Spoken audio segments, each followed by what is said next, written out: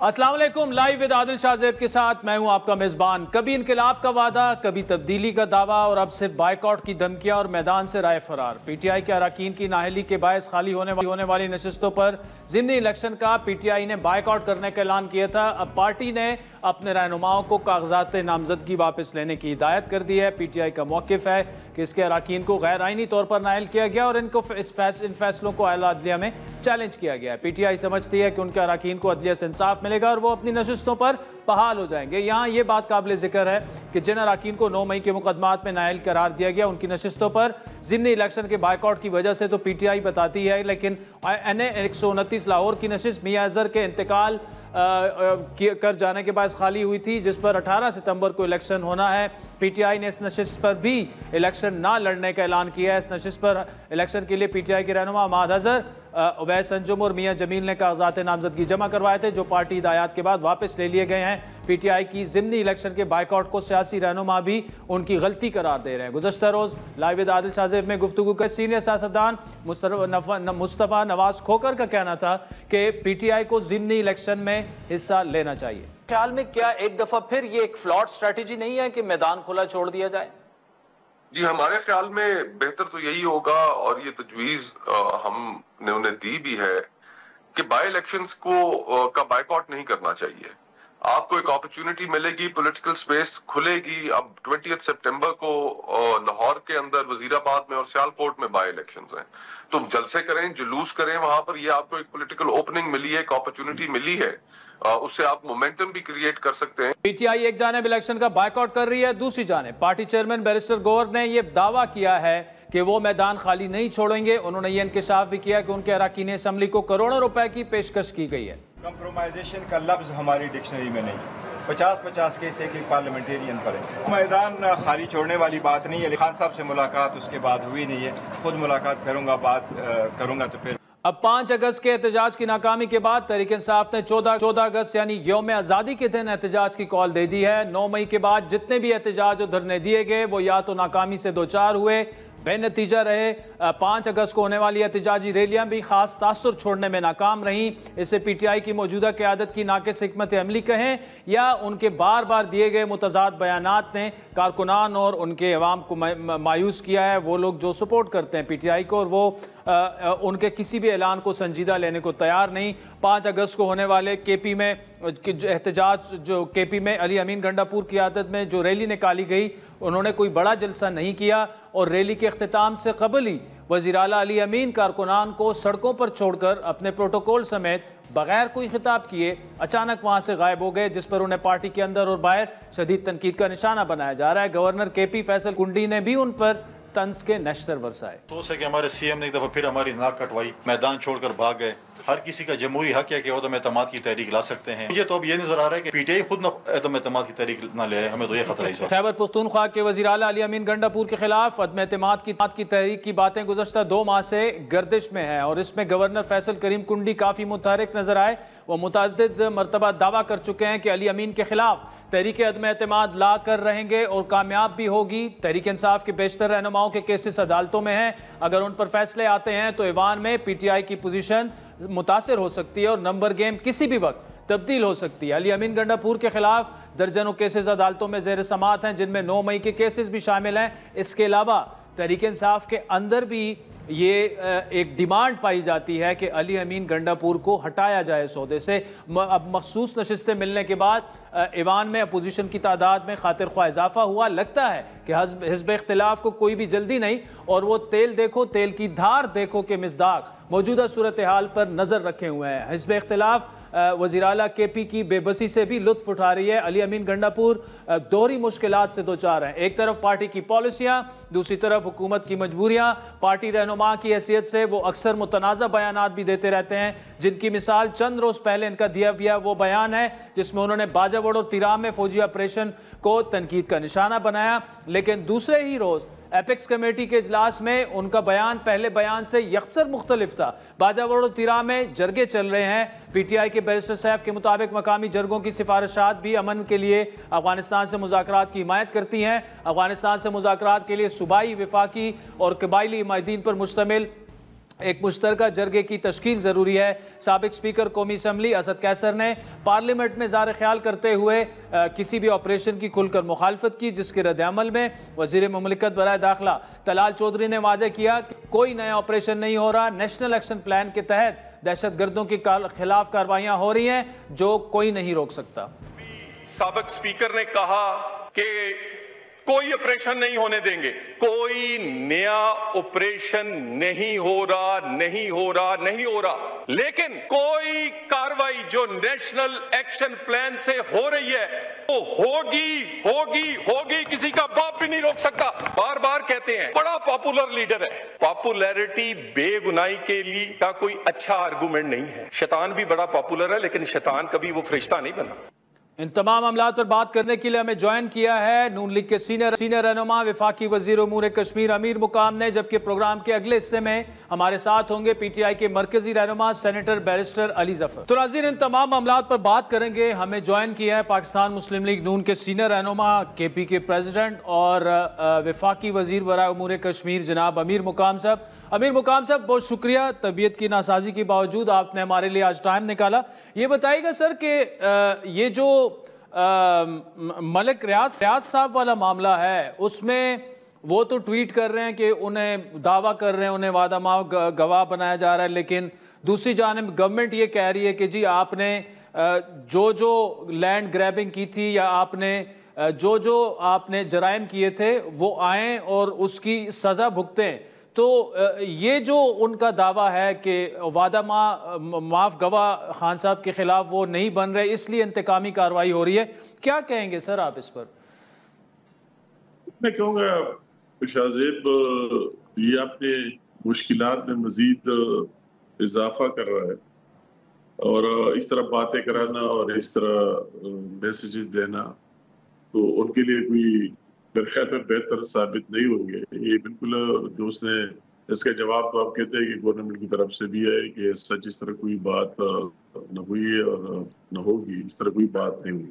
البتہ اگر وہ یہ لائن لیتے میرے خیال میں اس کے اندر اس کا پارٹ ہونا انوالو ہوں، مگر میرے اپنے خیال میں اگر وہ یہ لیتے کہ میں ان شرائط پر وہی چیزیں چھوڑ کر اور یا آنا چاہتا ہوں، اور وہی جو اس کی ریئل اسٹیٹ کا بہت بڑا کاروبار اور یہ وہ اس میں اس طرح کرنا چاہتا ہوں، یہ بھی ہم نے سنا ہے۔ ہم اس کے اندر سسٹم کا حصہ نہیں ہے کہ اس نے کتنے افرے کیے، یہ بات بھی یہ اس کی یہ ٹویٹ کی جو اس نے کی ہے تو یہ باتیں بھی شواہد موجود ہے کہ میں اتنی شہداء کے لیے اتنی زمینیں دوں گا، فلاں کے لیے اتنے دوں گا، فلاں کے لیے اتنے دوں گا، تو یہ باتیں بھی سارے گردش کر رہے ہیں اور سارے چل رہے۔ تو میرے خیال میں اگر اس سے کسی نے یہ ٹویٹ کرا ہے یا خود کی ہے یا کسی نے کرا دیا ہے تو میرے خیال میں اپنے لیے بھی اس نے مشکلات میں اضافہ کر دیا ہے۔ ایسا جس طرح کوئی بات ہے نہیں، اس کی یہ چیزیں بھی منظر عام پر ہے کہ انہوں نے کتنی دفعہ ریکویسٹ کی ہے اور کتنی آفرز کیے ملک ریاض صاحب نے کہ میں ان شرائط پر آنا چاہتا ہوں، مگر یہاں سے ریگریٹ ہوا ہے وہی جو آپ نے بات کی کہ آپ کو یہ ٹوٹل حساب کتاب دینا ہوگا پھر آ جائے اگر اور کسی۔ تو امیر مقام صاحب، اس کا مطلب یہ آپ کے جواب کا کرکس یہ ہے کہ انہوں نے معافی تلافی کی کوشش بھی کی، کئی پیشکشیں کی، لیکن یہاں سے انہوں نے ریگریٹس کیا، اور یہ جو انہوں نے ٹویٹس کیے ہیں اس کے بعد ان کی مشکلات مزید بڑھیں گی۔ یہ میں نے آپ کو بالکل کہہ دیا، اگر وہ اسی لائن پر جاتے ہیں جو پہلے سٹارٹ لیا تھا تو یہاں بھی ہمارے پاس بھی بہت ویل وشرز ہے اس کے بھی اور اس کے بھی کہ آ جائے کوئی روزگار اور لوگوں کی ملازمت ہے اور فلاں اس کی کاروبار ریئل اسٹیٹ کی بڑھے گی، فلاں بڑھے گی، اگر اس اینگل سے اس کو لینا چاہیے تھا، اور وہی جو پہلے سے وہ درخواستیں کر رہے تھے وہی کیا، مگر اس نے بہت جلدی کی۔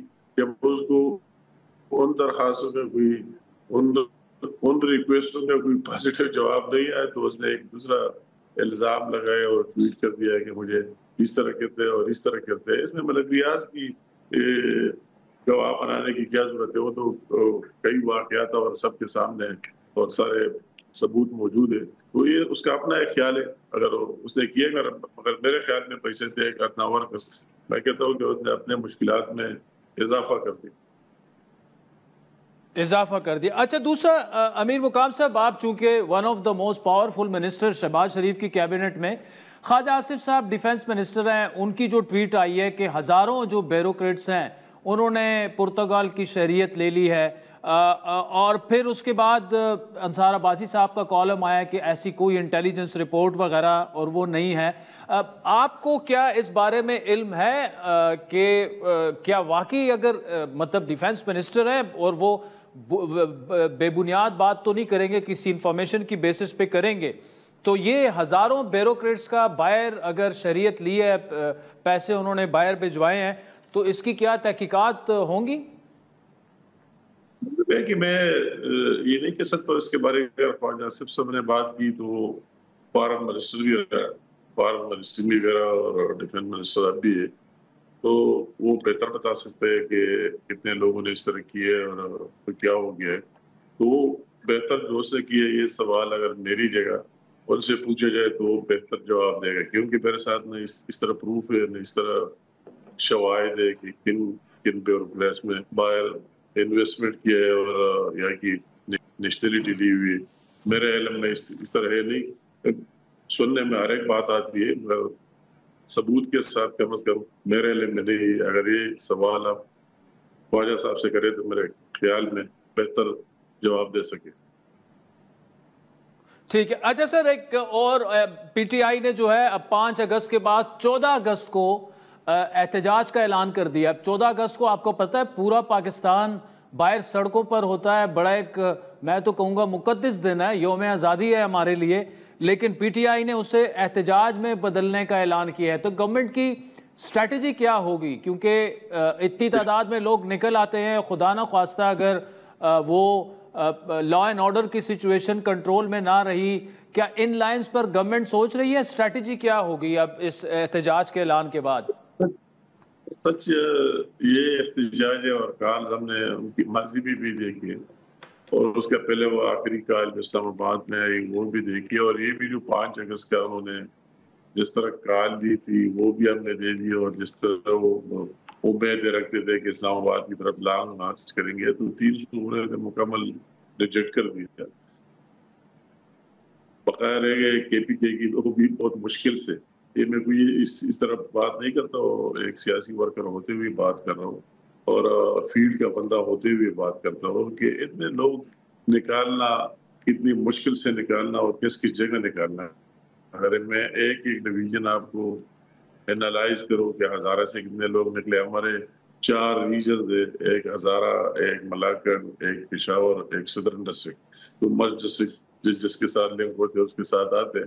تو اگر آپ پوری ایمانداری سے بھی رپورٹ لے لیں، جس نے اس طرح رپورٹنگ کی ہے اور وہ دکھائے جس جگہ اس کے 10 ایمنیز ہیں اور 25-30 ایم پی ایز اور تحصیل میئر اور ناظم، تو سارا کیلکولیٹ کرے. میں وہی ملاکنڈ والا کیلکولیٹ کر رہا تھا تو پر ہیڈ 100 بندے نہیں آئے کہ پر ہیڈ کتنے بندے سارے جو چیک درہ میں لے آئے. تو پر ہیڈ اگر اس کی 40 بندوں کی آپ کرے تو ایکچوئل وہ آپ دیکھ لیں کہ وہ لوگ 4000 سے زیادہ تھے ہی نہیں کسی حساب سے. تو وہی جو یہ جتنے کالے دیتے ہیں اس طرح مس مینیجر اور جس سے باتیں کرتے ہیں، تو اس سے روز بروز اس کی مقبولیت میں کمی آ رہی ہے. اور پھر جس طرح اسی طرح دنوں کا انتخاب کیا جا رہا ہے، 5 اگست سے تو یوم استحصال کشمیر کا دن ہے.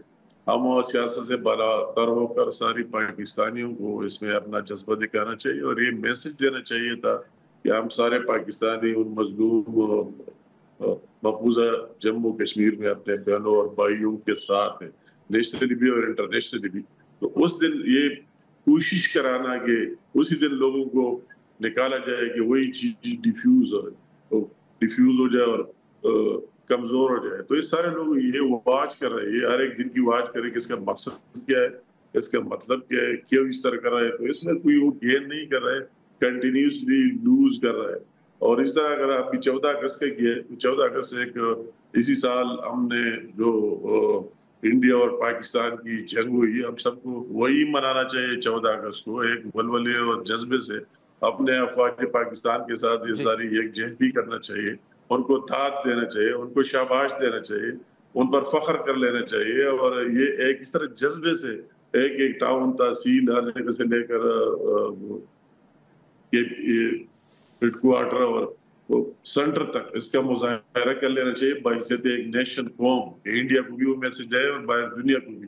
تو اگر اسی طرح اسی دن کا وہ بالکل میں امیر مقام بھائی بالکل آپ سے ایگری کرتا ہوں کہ جو آپریشن رائے حق میں جو انڈیا کے خلاف جو ہماری فتح تھی ماڈرن کنونشن وارفیئر میں، پہلی دفعہ ان کو اتنی زبردست شکست ہوئی ہے، وہ ہمیں سیلیبریٹ کرنی چاہیے 14 اگست کو. آخر میں سر یہ بتائے گا، آج اسد قیصر صاحب نے کہا ہم کوئی آپریشن نہیں ہونے دیں گے، اور طلال چودھری صاحب نے کہا کوئی نیا آپریشن نہیں ہو رہا، نیشنل ایکشن پلان کے تحت جو کارروائیاں ہو رہی ہیں انہیں کوئی روک نہیں سکتا.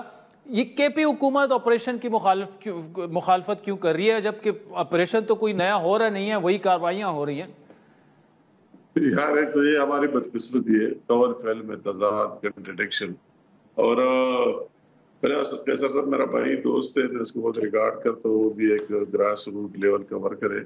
مگر اسد قیصر صاحب کا کتنا چلتا ہے، پہلے اس سے پوچھوں کہ آپ کی پروونشل گورنمنٹ میں کتنا سے اور کتنا انفلوئنس ہے. تو اس طرح بیانات سے جیسا آپ نے مجھ سے ایک سوال کیا، میں نے کہا مجھے اس کا پتہ ہی نہیں ہے، وہی خواجہ صاحب بہتر جواب دے سکتا ہے. تو اس کا اپنا وہی دکھا رہے کہ آپ کے ساتھ کیا انفارمیشن ہے، کیا شیئرنگ ہے، کیا ہو رہا ہے.